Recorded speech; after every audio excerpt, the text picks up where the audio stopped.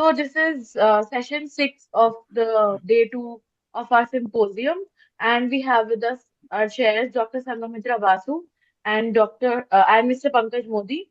So Dr. Sanghamitra Basu is a retired professor from Department of Architecture and Regional Planning, IIT. In an Kharagpur. arch- yeah, Kharagpur is an she is also an architect, urban planner, and has masters in conservation studies. Recipient of Danida Fellowship and Charles Wallace Fellowship. She has over 40 years of experience in teaching, research, guidance, fellowship, and consultancy projects in the field of settlement planning, heritage studies, and participatory planning.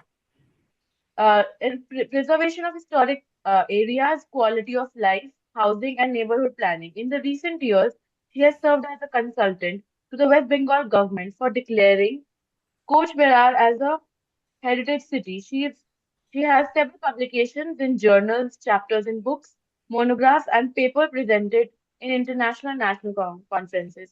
So, welcome, Dr. Sanghamitra Basu. We Thank also you. have Mr. Pankaj Modi with us. He is a conservation architect by practice and has more than 2 decades of experience and is involved in many roles in conservation of our heritage. Actively involved in Bangalore chapter of INTACH, leading their technical team towards successful completion of many conservation projects.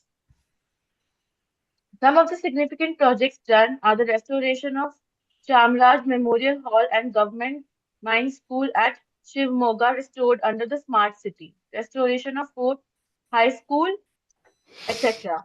He also led the team at INTACH to prepare the nomination dossier for getting the World Heritage status for sacred ensembles of Hoysalas.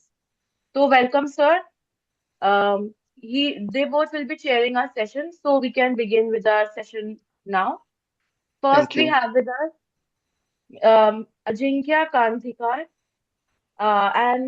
Sir, you can present your paper and you can also give the title of your paper and give a brief introduction if you wish to. And you will get 10 minutes each for presentation. So we will have our question and answer discussion down at the end of the entire session. So every presenter will get 10 minutes for their presentation, for the paper presentation. Then we will proceed to the question answer discussion at the end of the session. Yeah, Sure. and I'll be here. So if you need me, I can share the Sorry, presentation. Tavishi, just one clarification. Uh, Yes. if there are questions by audiences on YouTube or anywhere else, you're following up on them because Yes, it may we not would. appear here. Yeah. Yeah. So we have also opened simultaneously the uh, chat box there. So we will be following up on those and we will also address all the questions at the end of the discussion after every presenter has presented. Yeah? I have a thank you. Yes. Thank you, Rishi. I have a small presentation which I can share my screen with. Yes. Yeah. Uh, Please let me know if it is visible and if the slides are also changing. It's visible, yeah? And slides are also changing, right? Yeah. Yes. Okay. Thank you. Good morning, everyone. I am Ajinkya Kanitkar, Assistant Professor, currently working at RV College of Architecture, Bengaluru, and I am an architect and urban planner by profession. Today, I will be speaking on my ongoing research at an intersection of urban planning and cultural studies titled Cluster-Based Planning for Safeguarding Heritage Precincts of Old Congested Cores of the Cities, case of Pune City. Urbanization and urban development are spatio-temporal phenomena, we all know, that keep undergoing changes dictated by socio-economic development, land value, and ownership dynamics, spatial contestation within different activities and stakeholders who use it, maintain it, and manage it. The development occurring in different era doesn't just stay as it is when the city grows, but the existing buildings or the built environment within the cities too undergoes transformations, periodically responding to these urbanization forces. These transformations take place at much smaller scale, often negligible at urban planning scale. You can see the example presented here that these three built forms at three different stages of their lifespan, each distinct with its style of architecture, construction technique, although in spite of serving the same purpose of being a residential building. The other side of the same cluster of the building complex, you can see that once the existing building either uh, uh, once these existing buildings either get dilapidated or become suboptimal after a certain period of time in the given location when the land values and all these urbanization forces act upon them. Even though urban planning exercises work at a much larger scale, negligence towards such transformations may lead to a loss of identity and identity which has been developed over the many number of years. The very image of the past city, while adopting new construction techniques, building bylaws, and development control regulations, which often fail to capture intangible aspects associated with such built environments, which possesses a threat of the cities or the form of the city becoming more and more homogeneous in the future. So, in case of Indian cities, especially in pre-independence era, it can be observed that culture of place or the way of doing things can be explored as the interdependent systems of tangible and intangible aspects of the place, which includes the built forms, people, their lifestyles, customs, traditions, all contained within a specifically designed built environment that keeps transforming, reciprocating to the needs of the people. So to give you an example, the riverbanks transform as ghats, alleyways transform into, let's say, cricket pitches, places of worships become landmark places for residents, evolve around places of businesses, and the process continues. To summarize, even in absence of regimental land use planning, old settlements sort of worked like a well-oiled machine, following the logic of functional linkages within a space rather than attributing a function itself to a space as a regulatory tool. This allowed formation of chains of interdependent activities within formal spaces, crevices, niches that were formed within these built spaces, and sometimes even on the streets, pouring into the morphology of the layouts of old city centers, making it a unique culture of old cities and a distinct image of the city. So this is why global epistemic communities and the governments and urbanists have taken it interest that integrating cultural facets to achieve SDGs. United cities and local governments a decade ago ended up creating a policy statement which was a ninefold commitment for urban local bodies to include cultural studies as a part of urban development planning exercises. Theory on economic clusters suggests that different types of clusters incline to emerge when related activities are concentrated around different urban centers. Cluster planning brought a paradigm shift in rethinking urban planning during late 20th century, where clusters of independent economic activities, the economic activities considered as development triggers in urban areas. Mapping of cultural activities and industries encompassing arts, traditions, economy was promoted as a strategy for identity building, tourism, and urban regeneration from the cultural clusters within the city. So introducing Pune city is as the case study here, which is also known as Queen of Deccan and Oxford of East. Presently, the old Pet areas under the jurisdiction of the Kasbah and Vishrambagwada and Bhavani Pet are considered as the Sector 1. And this is approximately the 5.7 square kilometer of an area which I have considered, which includes almost 100 plus intact enlisted heritage structures. As I said, the built environment that evolved with the necessities of the communities and their lifestyle, the tangibles and intangibles here give this area a very distinct, rich character of a historic specialized markets. So my argument is this identity and is this enough as a part of protecting or safeguarding the culture, because the redevelopment process is sort of very much there, and we can take this from the recent case of demolishing the Bhidewada, which was supposed to be the first school for women in India, initiated by Mahatma Jyotiba Phule and his wife Savitribai Phule. Considering Sector 1, as I named, it is also identified as old congested core. So 53% of the privately owned old vernacular structures, which age more than 40 years, many are already dilapidated in the city and are in a dire need, many of them are in a dire need of maintenance and which are on the verge of getting dilapidated. As per the latest reports and the latest master plans, it states that 18% of the housing stock, which is structurally dilapidated, and 29% of this is not suitable for living or any other use. So this is basically a very high percentage, even higher than the average of the state, and highlights that these areas do in fact need the redevelopment and do in fact need the transformation, which is suitable for the local needs. So taking ahead with the research question, how can redevelopment strategy under urban planning discourse aid in safeguarding built and cultural heritage? And can the cluster-based planning be the redevelopment tool for protection and conservation of the old city cores and its spaces, both public and private? By extension, the communities, economies, and events of the daily activities that in a sustainable manner. What I did was, as a part of the study and the analysis, that I divided these areas into a tessellation or a grid of 100 by 100 meters, roughly around 2.5 acres for the study. And what the observations were that in general, the economic clusters that consist of markets, formal, informal, and commercial activities are concentrated around notified heritage spots. Some of the oldest formal commercial activities still thrive in traditional buildings, both dating back to the pre-independence era. Some commercial activities even occupied moderately or almost dilapidated structure, which requires the immediate attention. The two distinct cultures which are observed in this place are event-based clusters, which are usually forming around the times of important festivals, versus the regular daily life culture of the market city. So historically, communities engaged in specialized markets resided in nearby areas and the market forming cluster of its own. Yet this trend is now seen to be diminishing, where people are trying to opt out to go outside and to live in the extended areas of the city while still working in the same areas, for the area being the central business district of the city.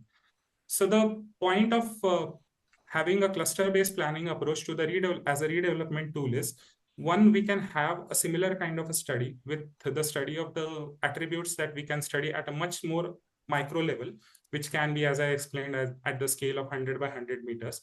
It can be done specific to that particular spot, and it can be then integrated and attributed with the larger discourse of the urban planning for the development and redevelopment of the city, both financially and as well as in terms of the land use planning. Yeah, that's my presentation. All right. Yeah, that was like not, it did not exceed the time limit. So thank you, Ajinkya. We can proceed to the second paper presentation by Swapna Kothari and Shivangi Thakur. You could give the title of your paper and give a brief introduction if you want. Yeah, I'll be sharing my screen too. Just give me a second. Is it visible? Yeah, now it is. Okay, great. Good morning to everyone. I'm Swapna Kothari and my co-author is Shivangi Thakur. I'll be the one presenting the paper so that we are remaining in time. Our title for the paper for today's for the symposium is Beyond Conservation Ideocracy, and it's a search for right course of action in two cities. It's based on our professional practice that we have been carrying out for the last 4 years in Surat and Baroda. As we know, the entire symposium was based on the INTACH Charter and its 20 years completion. So the idea was to understand how these charters and multiple charters across the world and the policies in the country itself have been applied to on ground situations, especially with small towns like Baroda or cities like Surat, which are constantly developing. So the industry right now is where we have been understanding with cities looking at, or practitioners looking at, restoration as sprucing up of turn of the century houses, or acquiring and repackaging entire urban spaces, or ideologies that is looked at conservation, or ideologies that look at certain places that need to be museumized. So the idea was to understand how we've been taking these two cities into consideration in the context of existing charters and policies. These charters and policies were once roadmaps for conservation efforts, but today we need them to be more context specific.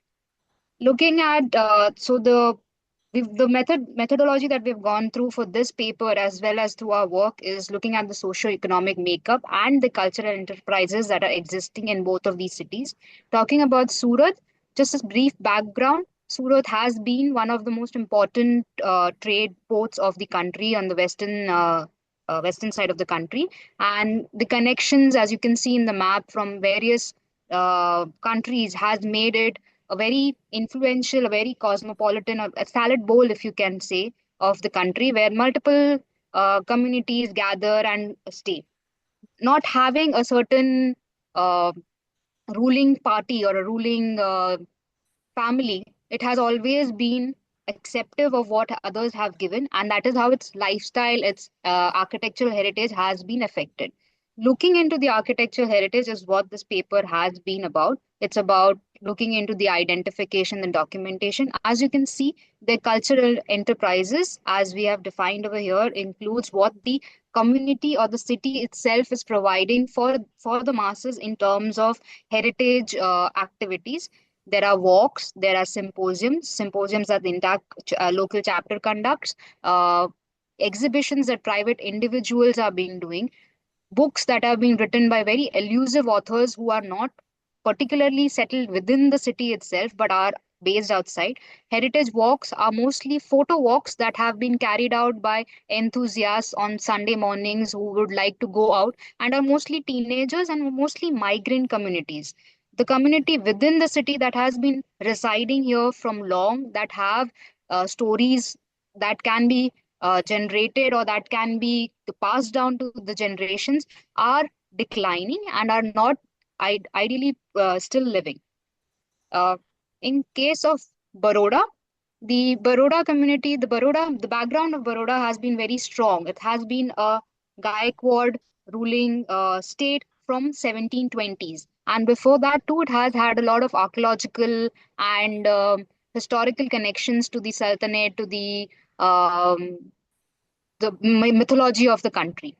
Developments followed from that reign down to this date, including libraries, town halls, etc. So the infrastructure, the built infrastructure, is still being used for the cultural enterprises, including heritage walks, which are formalized and regularly held throughout the year. So you would have, if you come here, you would have probably an exhibition, a seminar, or a lecture being conducted by private individuals within the city throughout the year.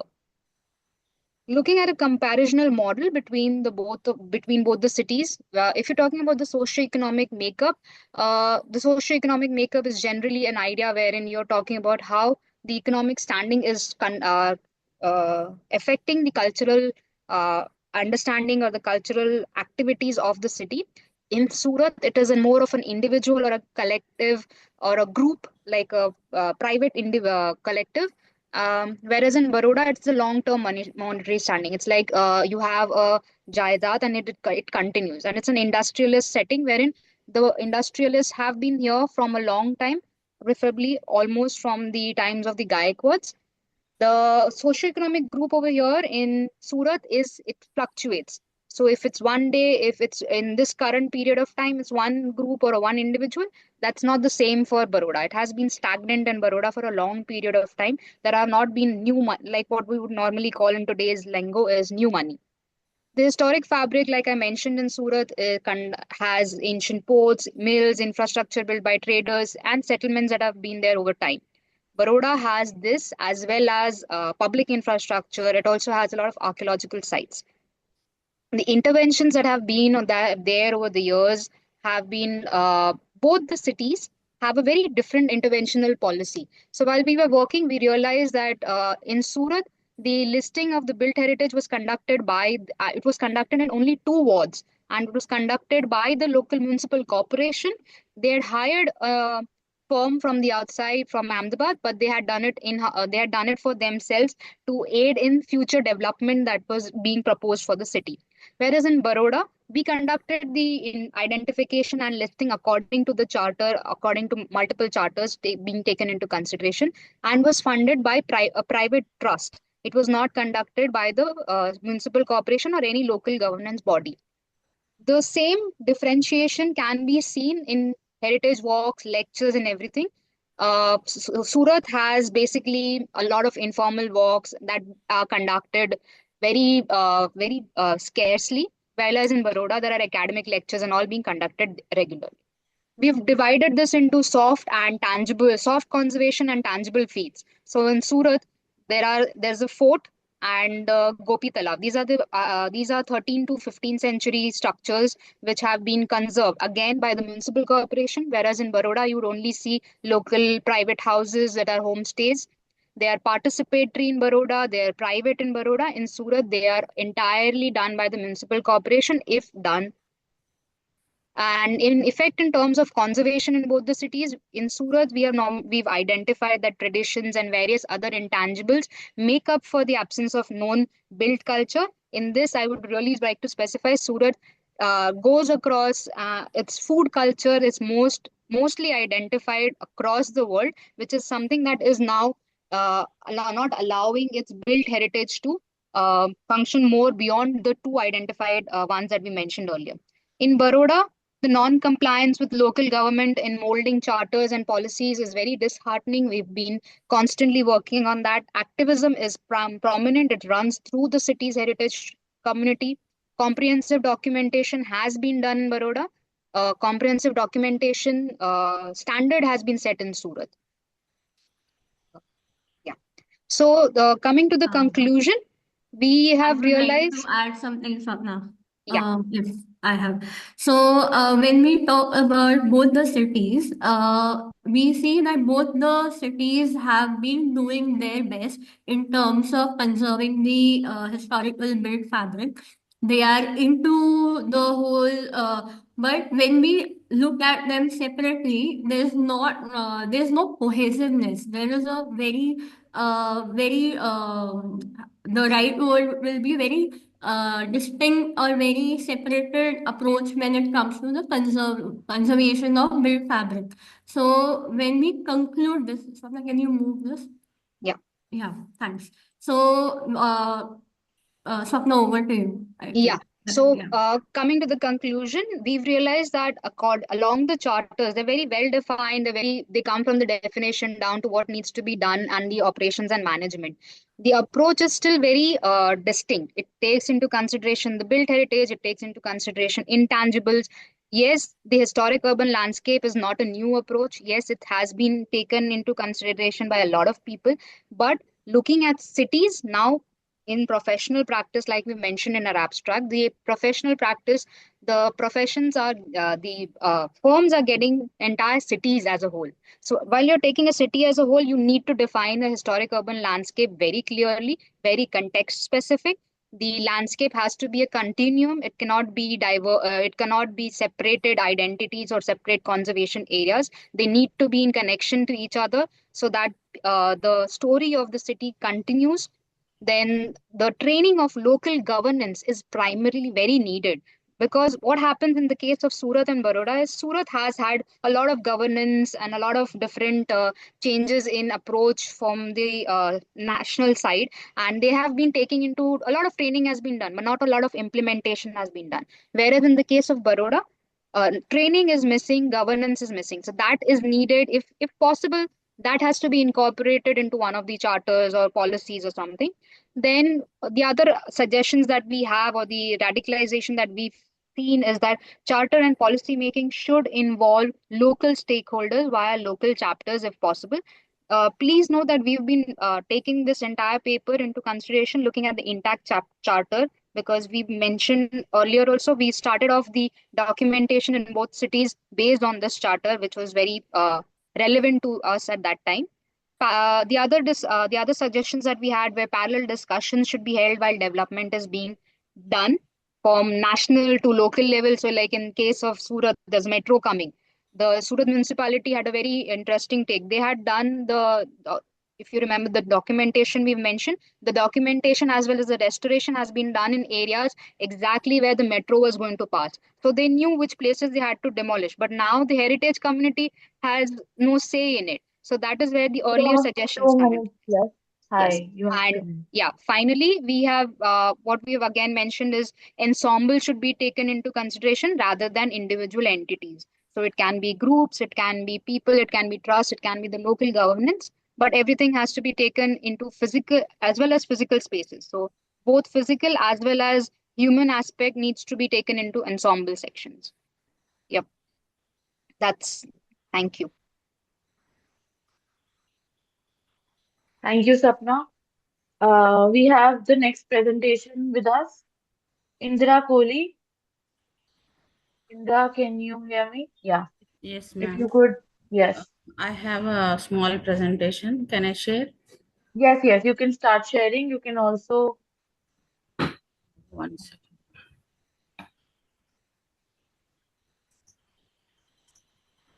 kindly state your title and give a brief introduction if you Yes, ma'am. want. Can you see my screen? Not yet, no. Um, one second.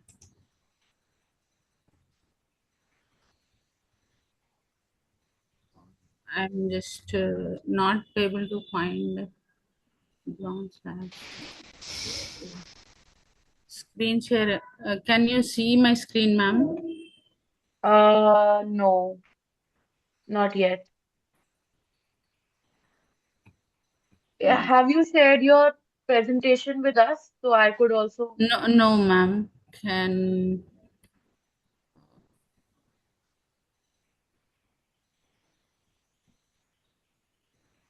second. you would have a share option at the bottom of your screen, just above the window. Yeah, now we can, yeah, now it's visible. Yes, ma'am. Uh, I am architect Kolli Indira, practicing architecture and conservation. Uh, Title of the my presentation: Conservation of Historic Settlements and Complexes, a study of historic core of Hyderabad for achievements and shortfalls. So, as we all know, Hyderabad history, You right? could, you have Okay. to start your presentation. Your screen is not on Indra, you have, presentation mode. Yes, ma'am. Now, hello. can you No, see? Indra, you have shared the wrong screen. I have shared the You have, actually, you have shared the file explorer screen. You have to open the presentation first. Then when you click share, it's going to one second. show you have to share the PPT itself. If you open the presentation, I opened, ma'am. Mm, Okay, first stop sharing the screen and then stop here. try to share it again. Okay. Yeah. Mm, Do you see it's the not presentation highlighting share window? option.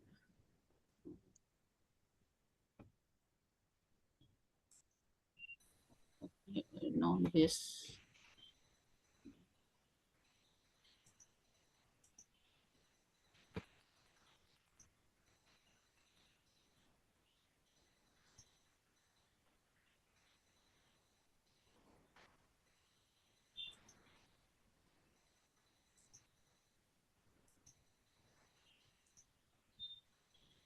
yeah. Can you, is it the right one, ma'am? Yes, Yes, yes, it's now fine it's now. Okay. You can put it on slideshow and then start sharing.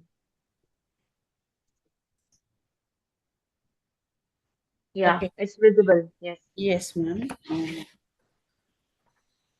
As we all know, the Hyderabad history, right from Kakatiyas, Qutub Shahi, Mughal, Asaf Jahi, British, and post-independence. So, Hyderabad is an outcome of all these cultures of beautiful historic palaces, forts, mahals, tombs, stepped wells, residences, mosques, temples, churches, madrasas, commands, clock towers, civic buildings, museums, railways, railway stations, sarais, terrains, and other precincts, streets, bazaars, and settlements. So, Hyderabad actually notified the Heritage Building Regulation 1995 after Bombay, and before this, this Ford Foundation conducted a study and submitted 157 heritage buildings, and after that they notified in 1995, and again Urban Arts Commission in 1990 it's established here, and they identified certain precincts And though we have Hyderabad have a good regulation, past 30 years, we could they protected very few buildings, and most of the buildings are not listed, and many are dilapidated and non-maintained condition. So here my paper is focusing on what are the achievements and shortfalls, and what can be the immediate concern. And Telangana formed in 2014, and 2015 heritage list removed from that, and again 17 they made a regulation in that they said they'll add this again all the listed buildings, not only in Hyderabad and all over the Telangana, but not yet done anything. And even this conservation heritage conservation started right from Nizam's archaeology and Ford Foundation and Urban Arts Commission.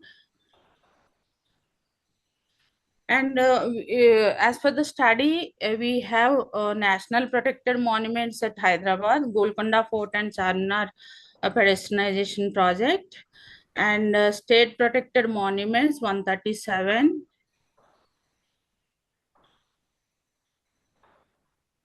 And in addition to this, there are 14 buildings added into this list.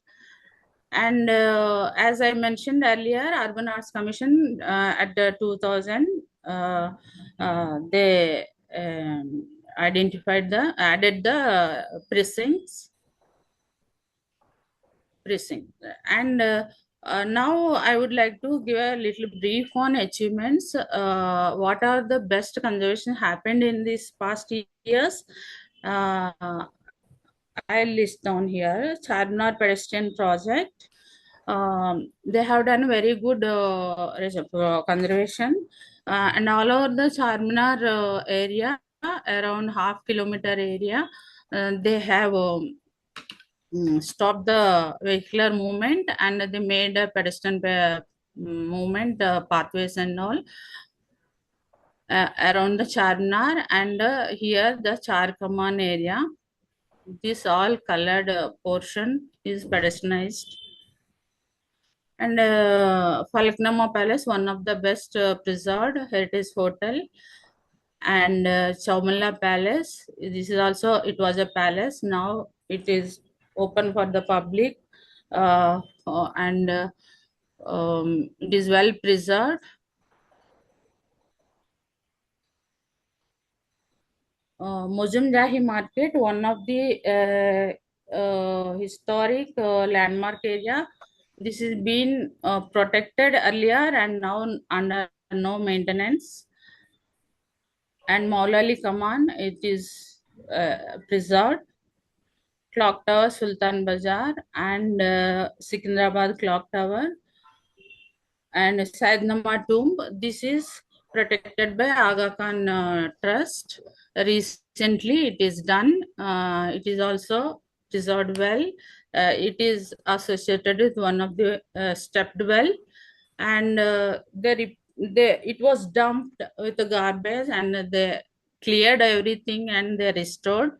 Right now I don't have a after restoration pic.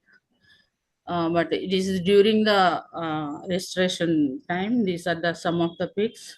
And Paiga tombs, again done by Aga Khan. And Bansilal stepwell, this was done by Kalpana Ramesh. And this is also Bansilal. It is completely dumped till the top level with garbage, and now very well preserved. And Qutub Shahi tombs, again by Aga Khan. Charkaman by government. It was done, restoration done in 2017, but again no maintenance.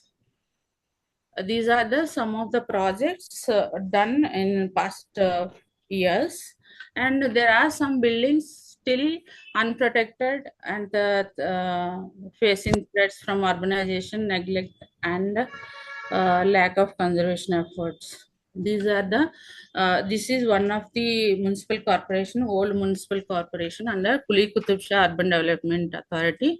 This project, our team, Vasamaha and FOS architects and designers, we are taken up. We are consultants for this project currently.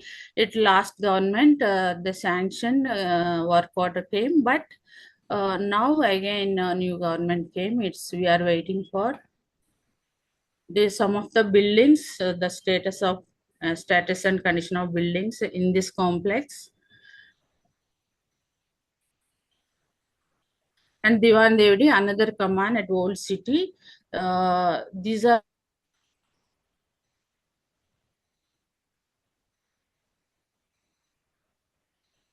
this commands, as I mentioned. It was done, restoration was done at 2017, but now again it is facing a lot of problems. And this is Diwan Devdi 2, another command.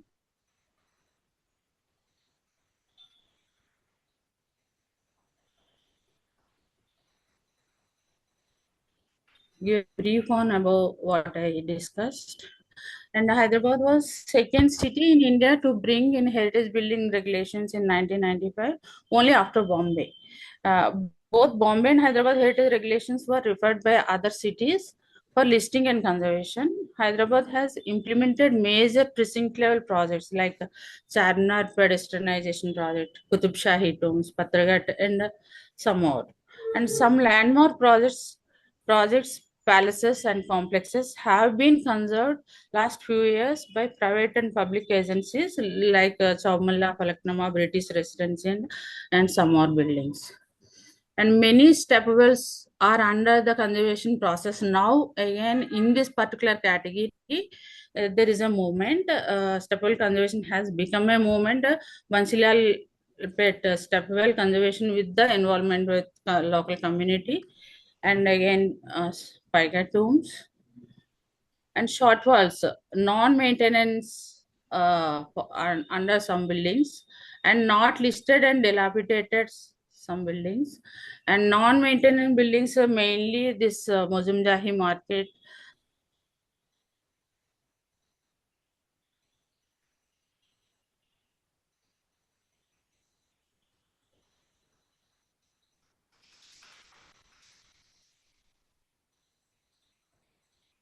You have 2 minutes left for your presentation.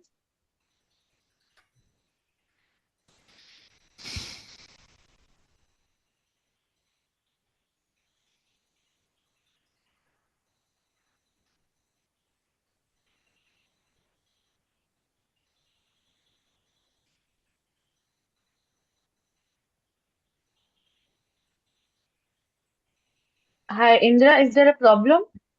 We can't Indra, hear are you you. online? Are you still online? I think no, she's disconnected somehow. And anyway, I think the time is over, so we can move on. Yeah, okay, all right. So we'll proceed with the last presentation for this session.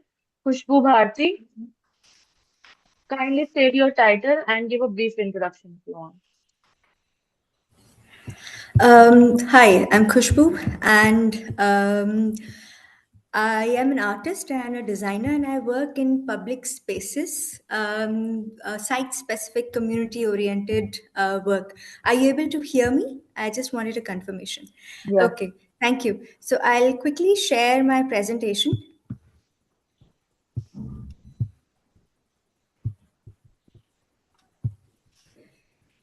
Are you able to see? Yes, we are. Okay, so the title of my paper is Heritage Reimagined, Balancing Rural Development and Conservation in Uttarakhand. And this is a case study of a small village, Matholi, in Uttarakhand.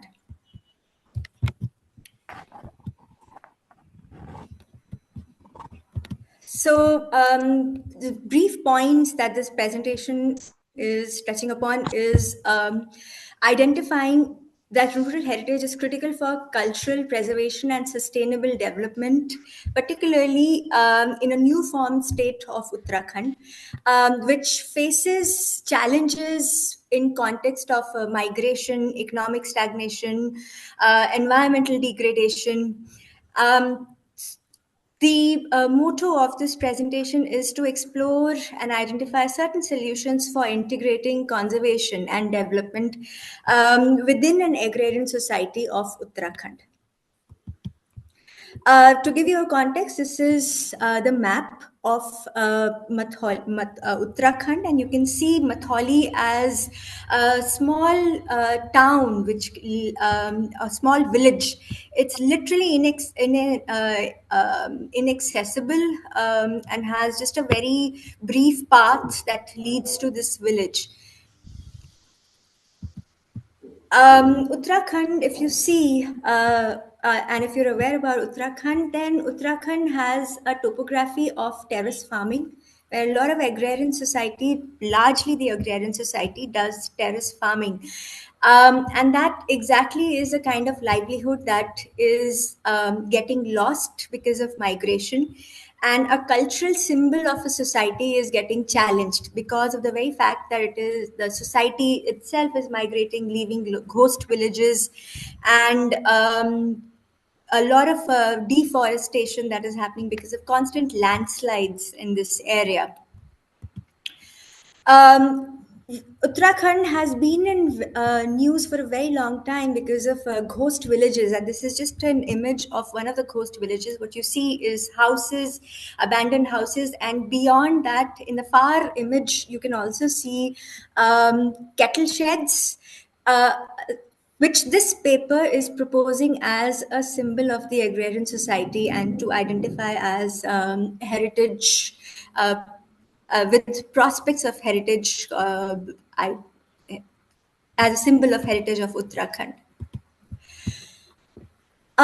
Just to reiterate, the socio-economic challenges are what are critical in Uttarakhand, with outward migration, with leaving ghost villages, disconnect between developmental policies and rural realities. A lot of work that is happening around urbanization, but not in context of what the rural agrarian society wants and identifies itself as. And economic stagnation and erosion of a cultural heritage, not just in context of rural, urban, but rural also, because of the very fact that a migration is happening and a society that is dependent on agrarian culture is getting lost. So therefore, this paper is an effort to identify rural spaces and places that define the culture and heritage of Uttarakhand beyond the popular religious architectures and national forests that Uttarakhand, scenic beauty that Uttarakhand is renowned for.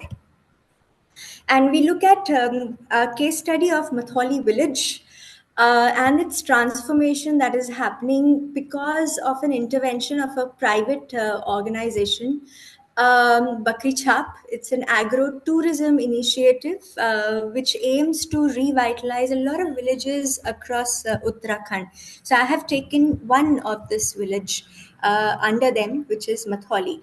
And the symbol of heritage as an agrarian heritage, what we are trying to propose through this paper is the abandoned cattle sheds, which have been converted into sustainable tourism accommodation with a focus on eco-friendly methods and primarily community participation. The emphasis has been on reducing, reusing, recycling, using eco-friendly construction, local resources, and expanding. The motive is also to expand the model that has already been identified with developing an abandoned cattle shed into income generating option. So it has that particular Matholi village, the kettle shed that has been retransformed, has already earned 2.85 lakhs rupees, and it's generating employment, and also the products that the farmers were not able to sell outside of their villages are being used and consumed within this space. Now, to give you a context, this is Matholi and these are the kettle sheds. Village, these are all abandoned kettle sheds where initially people would tie their kettles when they would go on upper terrain during winters or summers seasonally to graze their kettles, and the kettles will then stay on these. This is the initial image of the kettle shed that used to be, and after transformation, this is the image where you can see in the middle two water tanks, also the green colored water tanks, and that is a particular kettle shed that has been readapted to become a homestay. These are the different kettle sheds that have been identified across Matholi, and a lot of work and motivation towards is being given to the villagers to take this forward as an income generation option. This is a wide panoramic view of Matholi. On the right, you can see the Matholi village, and you can see a circled cluster of kettle sheds towards the left upper side of the image. To give you a context of how a village life in Uttarakhand is, the villagers live below and the kettle sheds are on a height when the cattle are left to graze and they stay there. These are the kind of kettle sheds, just to give you a close-up of the kettle sheds. They're very low ceiling kettle sheds. You can see them here again. And this is how these are transformed. Two kettle sheds were transformed with increasing the height and adding modern urban facilities so that people from urban areas can visit these places and live comfortably for a few days, generating option for livelihood for the villagers who own these kettle sheds. This is a structure of how the kettle shed has been transformed. So two kettle sheds combined create two different rooms, facilitated with bed, modern amenities of toilets, geyser, everything that can let urban tourists live there and enjoy view of the village in comfort. The whole idea of looking at these places as and proposing them as heritage options is the fact that this very kettle shed, now that it has been transformed into a homestay, is not just working as a homestay but also becoming a community gathering space. So a lot of activities, community oriented activities, are happening in this particular space.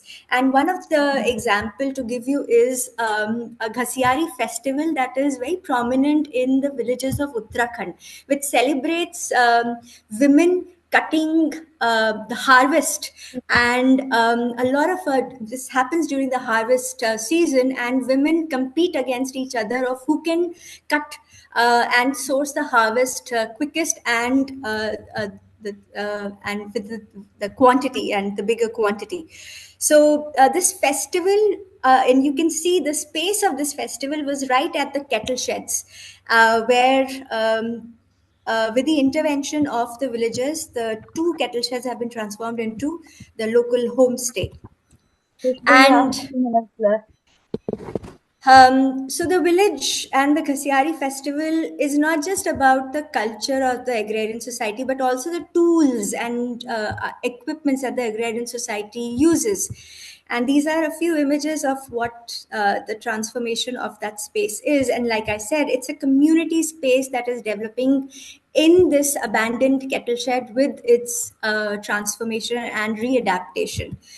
So, to reiterate my point, the place is not just for tourists, but has become a community space where agrarian culture of Uttarakhand is being revitalized. The need, therefore, is to expand the idea of heritage to incorporate elements that have direct association with the pastoral and agrarian life of rural communities of Uttarakhand. And a few recommendations are to scale the Matholi model across Uttarakhand and align with rural development policies and agrarian heritage conservation, providing training in sustainable tourism and engage communities to ensure cultural pride and economic resistance. Thank you. Thank you, Khushboo. Yeah, we can now start with the question answer discussion round. So if the chairs could initiate that, yeah. Dr. Sanghamitra Basu and Mr. Pankaj Modi, you can hear me, right? Yeah, Yes, yeah, yes. sure. Yes, Thank you. yes. So, you want us to give some inference and then start the question answer session because we can't see any questions. Yeah. Okay. Uh, so some of the remarks is that we had 4 papers, presentations. They covered. Am I audible? Yes, ma'am. Am I audible? Yes, yes, you are. So they covered different scope, different aspects. So like we have the first one where the issues which were raised were quite relevant and which talks about the cluster planning and identity, also addressing the tangible, intangible. The research question and the methodology for spatial analysis is quite a good one because it has explored the GIS technology to understand the different clusters and what these their attributes. The only my so the methodology definitely is quite a well one for an as an analytical tool. My question will remain is that this is not for a particular city, it is evident everywhere. The city is a dynamic process, and I personally have visited that Pune where the craftsmen, traditional craftsmen are there, and you have the question rate is very valid. So the question is that uh, the issue comes, which have been quite well placed, that when you are doing also the analysis, that the city is a dynamic process. I mean, the events change, the functional relationship change, and this also generally asks for a change in the built form.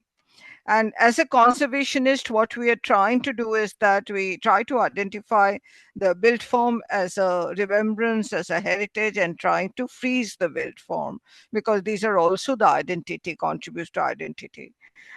So probably you can answer. My thing is that when you see that analysis, the technique which has been adopted, does it also covers a timeline and that see how the functional relationship and the built form has changed, which you have portrayed, and also probably most obviously the analysis itself is quite strong. It also can sometimes give us a key to the what is going to happen in the future. I mean, seeing the trend, though it's not a very easy task because many of the things are unforeseeable. So probably this is, but I do appreciate the technique, the methodology, incorporating the other and trying to see the, I think the dynamics, the changing relationship and pattern in the cluster analysis will be done. I would like to give an example of a particular city in Europe, I mean,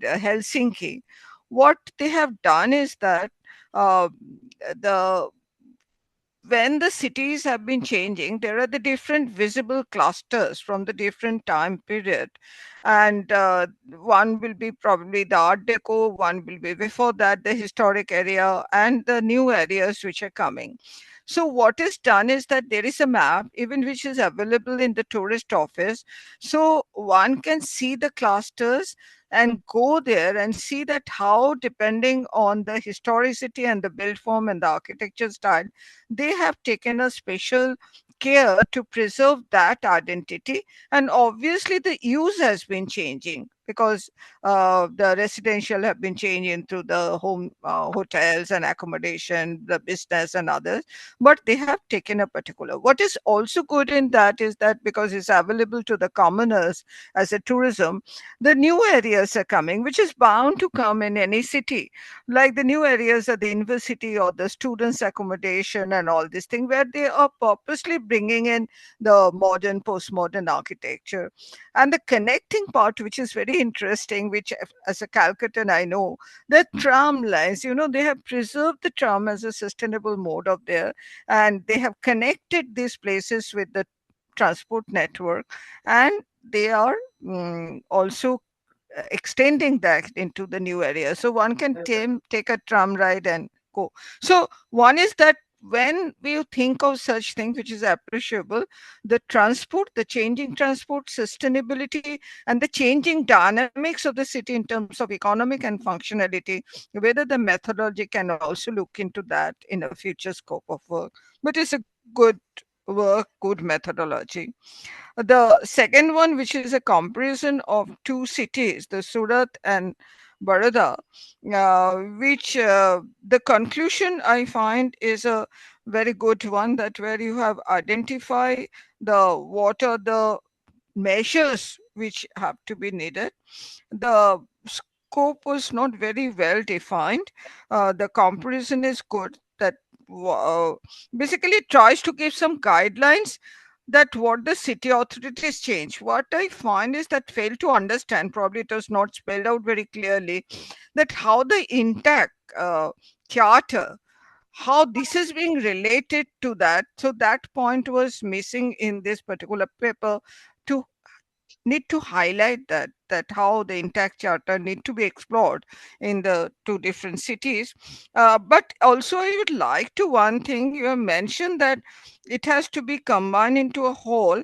But what we have done in Kuch Bihar, in North Bengal, in West Bengal, is that what is required is to integrate that in a holistic way with the master plan, because master plan or local plan, which is a statutory plan, whatever name you give that, it has to be linked to a statutory plan. As a conservationist, what we generally do is that we plan, we do the detail, we do the analysis, give a lot of guidelines until and unless, and listing is also a statutory measure, but until the listing and identification of the precincts of clusters or whatever, until and unless it is done with the master plan or development plan of the city as a whole, and seeing the dynamics and make it in a statutory part, there is always a difference between the planner and the conservation. So I think that probably needs to be done to make it which we tried in Kuch Bihar, which was declared as a heritage city. Uh, the uh, the Indira Kohli's paper, which is basically talked about listing, and talked about the various projects and talked about the status of that city in that.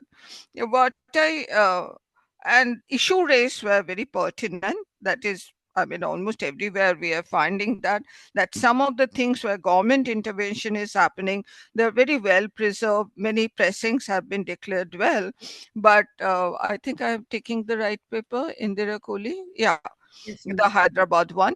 But what is very raised is that the many of the projects, some were very worthwhile, exemplary, very good demonstrative projects, but some are there where there is a lacuna, the one which you have been trying for the old municipal building and other. The question comes, that is in every city, what is the question come? who does the funding? Government cannot fund for all the projects, and funding for the big projects, definitely there also CSR and other things can be tried. But most question happen, the most of the things issues raised is the small building, the private ownership. And if you want to keep the identity of those places or keep the preserve that, then where does the funding come from? There comes the incentive, that what type of tools and mechanism for financial economic incentives which is happening, the taxation which we have not been able to do that, or soft term loan and other, until and unless that is also thought about the private ownership, we are not able, we won't be able to keep the major chunk, because monument centering conservation is one thing, but the heritage identity is given by the major bulk of the private residents. And if you just keep the monuments, even by CSR or government funding, if we can't keep the identity of the major and also allow a, it's not anti-development, it's a slow development, regulated development, and see that how the it becomes a living area, but still transformation happening, but within a certain guideline. But until and unless it is the legal as well as the economic and giving a incentive to the people, it doesn't happen. We can't really talk about active community participation. Conservation will be always then seen as a negative of the development. This is a major issue which we felt, but I think your presentation has two contrasting situations have highlighted that. Khushboo, I really appreciate that whatever you tried for the talking from urban to the rural, and this is something really, really very good exam case study, because when you talk about the historicity or hill areas and the rural areas, we are going into the environmental tourism or the hilly tourism, but that rehabilitation of the cattle shed and the community participation involving the women and to another the thing, that is actually a very good case study, I must say, in a rural context and in a very sustainably susceptible area. I think Thank these are you. my comments, and I do appreciate all of your presentation. Thank you, Sanghamitra ji. I think a lot of summarization has been done. Ajinkya, I think I'll just raise some specific queries which emerges. So this issue which you talked about, like tackling old codes, which is relevant in every Indian city. Uh, Also, we see that most of this is following the dynamics, like the economic dynamics. I mean, what we are seeing as abandoned building and so on are really a reflection of the society and the dynamics, like people's aspirations, wanting to move out, having earned a lot, changing businesses, which are there. So the whole idea of only regulations may not work, right? I Right. mean, what is your sense of interaction with the community? Because we just can't see that we want to preserve the heritage core or, conserve through regulations, because that may not be an realistic scenario. So, has there been any interaction with the communities to really understand how they perceive this? And what are your learnings or anything from that kind of interaction? Yes. Can I answer now only? Yeah, yeah, please go ahead. Yeah. Yeah, okay. To answer your question first, sir, when I was conducting this study, actually, it started when I was doing my master's before COVID. So I have the perspective of both the timelines, because I tried to do the similar study 2 years back after the COVID was just sort of going out. What common thing I understood through interactions with the community was that they still want to work in these places, because being at the center of the city and being historically that place which has given the specialized identity to the markets, the wholesale markets, and all the larger markets supporting smaller markets, supporting smaller vendors, plus there are so many events. So it is really a conducive weather for atmosphere for the economic generation, revenue generation as well. At the same time, when you see at the built form, as I think Sanghamitra ma'am rightly pointed it out, that older the buildings that they get, it's really harder for sometimes even the corporations or the urban local bodies to protect them just basis on the government funds or the the funds, public funds. So there has to be a mechanism that creates a revenue, generates a revenue for the, especially for the private owners, to maintain the structures. And there have been certain identified problems with it. So for example, Rent Control Act, which sort of caps the uh, percentage of a rent one can actually take from the tenants, and then it is not really equating with the amount of money that is required to maintain these structures. Then slowly that kind of a thing starts happening, and that's why people have a certain kind of apprehension, especially the private owners, to maintain these structures, slowly start getting into the cycle of dilapidation and then demolition and redevelopment. So that was the major things that I could find. And as I think ma'am rightly pointed out in probably the next comment on the paper, that until and unless these issues are tied up with the statutory planning framework, which is very much currently the gap, that urban planning looks at the very large scale, at let's say in a scale of a zonal development, which is at the scale of, let's say, 100-meter, 200-meter, or even in terms of the buffers, without saying that, okay, within the buffer also there is a lot of diversity. Not everything will probably require a protection. At the same time, it identifies that there is a need for public spaces development, need for creating sustainable transportation systems, need for creating and giving the sewerage system, water supply system, everything. Point is, the scale of the intervention has to come down.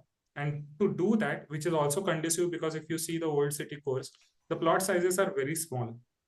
And especially in case of private ownership, that also becomes an issue, that if you want to go for a large scale amalgamation and redevelopment, a lot of time litigation, it goes into that direction. So if you bring down the scale of redevelopment to the scale which is perceivable, and then bring some kind of interventions like this with the statutory provisions of giving some kind of incentives for the development. Heritage TDR is already there. Some kind of incentives for the people who are already there doing their business and wish to be there. And plus, if with the help of new development, if you can add on to that to generate the revenue for the urban local bodies, as well as to give certain incentives which are equitable to the current land value of that particular space, and that matches the future development, then that will be a very great scenario to see. So there has to be this bridging of the gap happening between the conservation strategies from both built and what is intangibly there, as well as the master planning strategies for the future. In fact, your points lead to, I mean, I should inform or I should bring in Parul and Tavishi here, saying that this is really where the necessity of Indian Charter actually will make a difference, because the strategies that are required here are so much uh, localized and relevant to our culture. Right. And we need to really search for some frameworks for that. And that also leads to Swapna's presentation. Like, I'm sure when she's talking about the right course of action in two cities, it's also relevant to what you have talked about, even in Pune. But is there a framework which can be then applied, Swapna, to and Shivangi, to other cities from your studies, and which can also give inputs into the charter? I mean, using the study of your comparison of two cities, if it can create a framework which can go into the charter, or some principles which are so relevant to Indian cores and therefore can be applied to whether it's Pune or any other city. Any thoughts? Yeah, actually, Dr. Basu has a question. Should I wait for her, or should I No, no, answer? please go ahead. I think we can take the question, because if it's connected, it's Yeah. better to address together.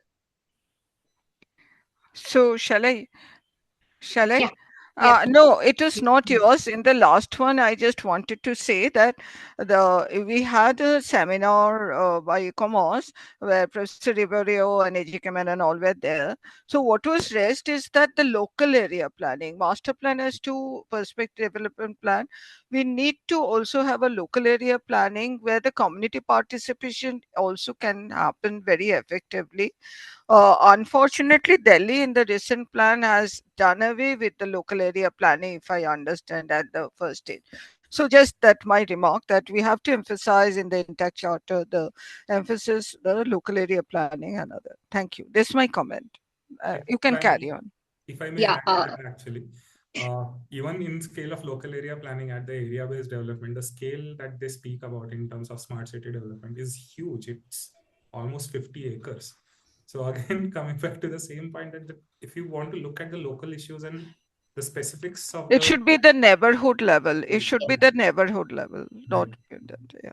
Okay. I'm sorry, Swapna. Yeah, please. No, and it should be just beyond showing up that you've done an exercise like that, because this is what's happening. And even when we did World Heritage dossiers and all, the whole idea of that's a checklist, like the checkbox, you can tick it that you've done it, but has it really made a difference in the way your policies have shaped up later? That is very true. Actually, I'll answer both Dr. Basu and Mr. Modi's questions. And the point is, we have been like the work that we've been doing has been following a lot of charters and all that, but we specifically took INTAC's one because it was for unprotected monuments, and we wanted to highlight it to the people who are funding us that this is where you need to identify. This is how you're going to identify. And they do not have an idea of local area planning. They do not have an idea of the master plan. In case of Surat, the master plan recently took a big hit. Surat was identified as one of the 4 cities for tourism, and the entire district, the entire region was taken into. I'm just giving an example, and so the Surat region was sidelined, and the entire identity of intangibles, indigenous, and culturally relevant went into the dongs and all those sites. And having been related to the field, these fields are now considered as more relevant for them rather than the heritage that is present within the cities that they have been working on.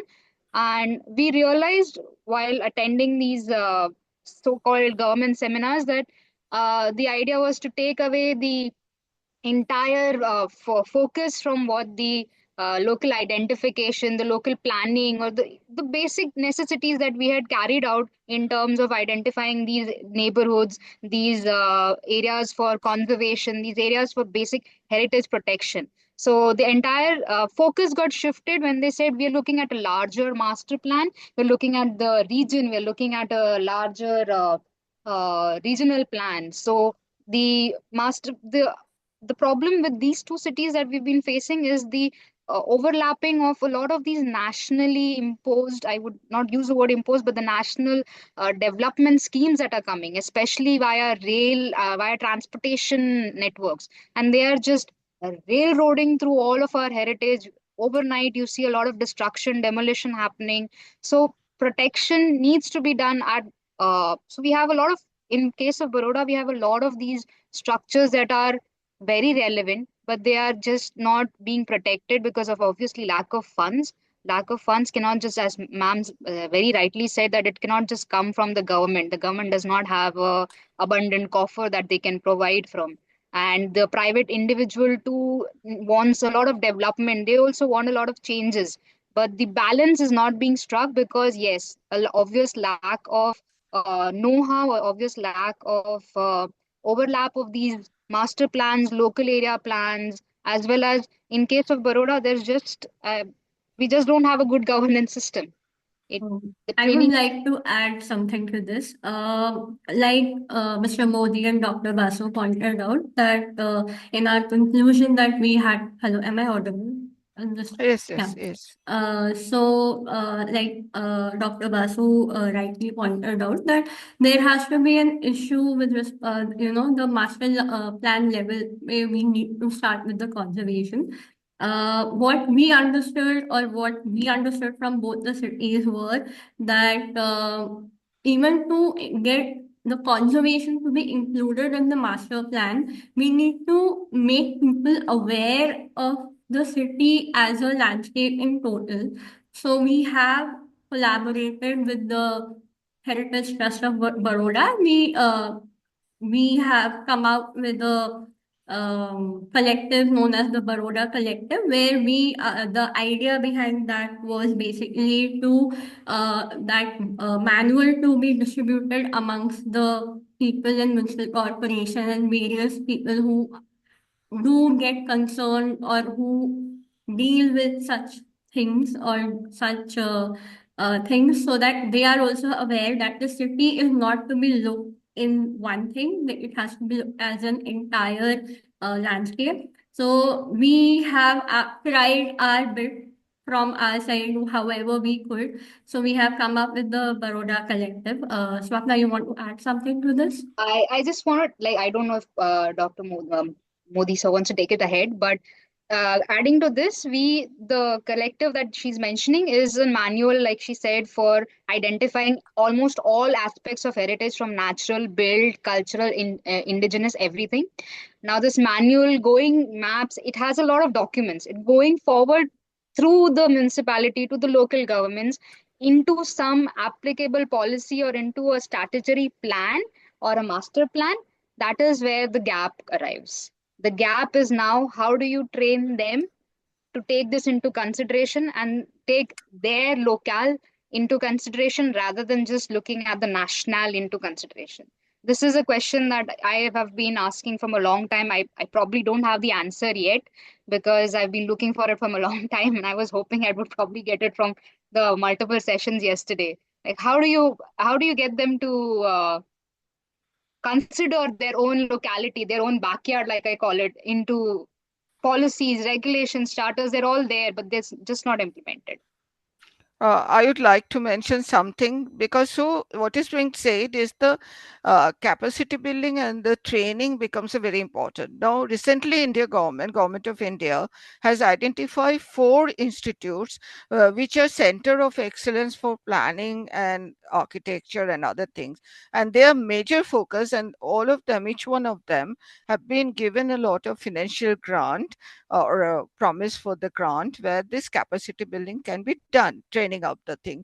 So, and this is zone wise. In each zone, there are 1 institute. I think Vijayawada School of Planning, SPS School of Planning in the north, and SEPT Ahmedabad, and IIT Kharagpur in the eastern zone.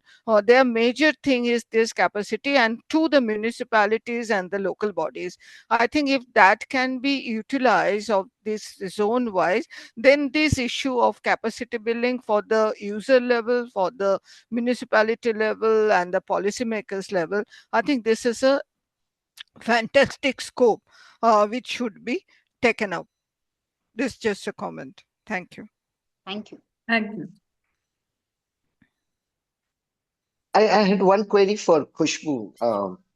It's a great model in terms of economic sustainability, these projects of adaptive reuse. How would you see this uh, as unlike a elite resort which is getting created? And is that any of studies or anything that you have come across from your experience, any impact of that which has happened on the local community, the agrarian culture, which is there, whether it is in terms of a shift in the way the occupations are being done, a shift in the way of the young generation moving towards these, catering to these services, or even the festivals and celebrations now becoming more like a cultural commodity, as they call, in these places. Do you see anything of that? And is rural tourism anywhere part of our charter, or something that we need to? While there is a Nicomos charter on tourism, but in India, of course, rural tourism is becoming a bigger thing now. So somewhere that charter on tourism can again be more focused. Yeah. So I agree, and that's exactly what we were hoping through this presentation, that a shift or a highlight can be brought into the rural tourism aspect also within heritage conservation as a charter. Um, to add to your point, that is there impact of elite tourists coming into these rural areas? One of the ways that we are countering is focusing on the community activities around those, and not just tourists. And that's what the 2 examples that you saw. One was the Gasiari festival. The other one was the yoga practice. But the yoga practice was not done from the point of view of as retreat, but it was done for the villagers. So the villagers became participants of that activity. It is also trying to sensitize villagers towards what the expectations of urban tourist is when they come to their villages, because a lot of time we saw that there was a constant disconnect between what was expected from the rural what urban people were expecting from rural society, and what rural society wanted to give or not give, or safeguard as part of their day activities. So it's a question that I don't have an answer to as of now, but yes, it's a possibility that needs to be explored, and how this critique can be mitigated, it's a valid Yeah, critique, but I don't have. true.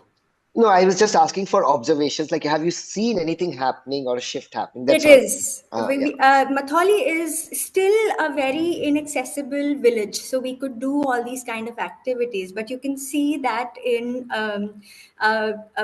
the disasters that are happening in places like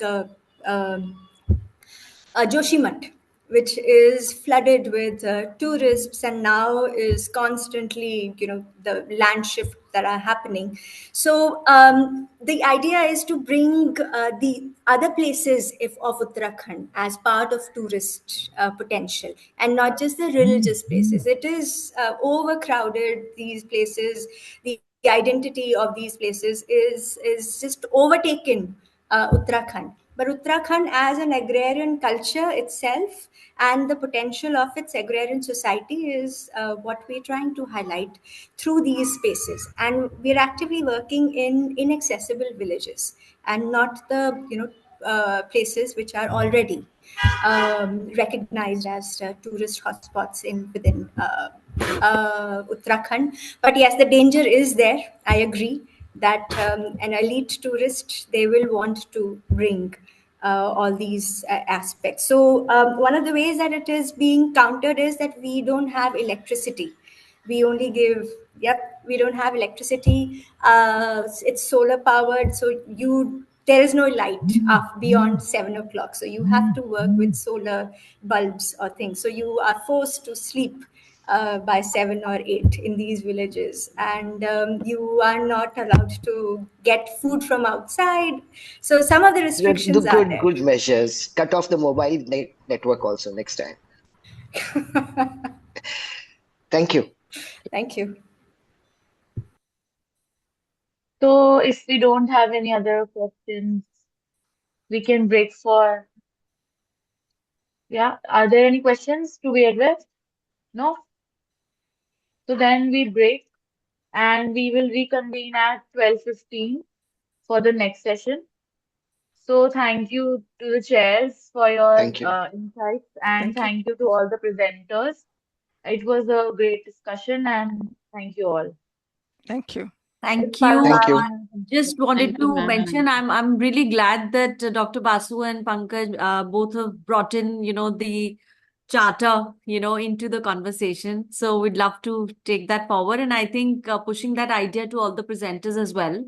However, and in whichever way, based on your work, you feel that this can should or be incorporated in the charter, please do formally also maybe suggest that to us in writing. It'll be great to have those views, and of course Dr. Basu and Mr. Modi will be meeting at 2:30 for a more larger Yeah. discussion with all the chairs, so we'd love to hear more about it. So thank you so much Sure. for all the lovely presentations. Thank you.